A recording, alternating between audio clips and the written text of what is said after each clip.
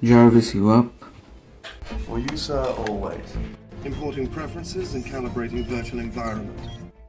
So my assignment today is to 3D model the arc reactor in Mark 85 bleeding edge armor. Working on a secret project, are we, sir? No, Jarvis. Shall I store this on the Stark Industries central database? You may. I found a blueprint for my model arc reactor online, imported it using Image Workbench, and using it as reference sketched out an overall outline of the entire body, extruded it to 12mm to create a rough shape of the arc reactor, and then I did the design at the center and also those on the sides by creating pocket with appropriate sketch from my blueprint. All the sketches were done for one half only and then mirrored with respect to y-axis using mirror feature in Sketcher Workbench. The design on top portion was achieved in the part workbench by union operation of several parts, each sketched and then extruded.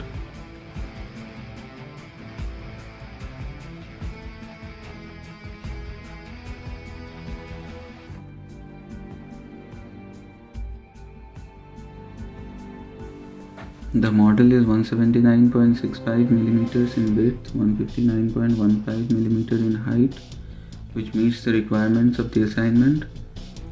Although not instructed, I thought it would look better if painted, so I put some colors on it too.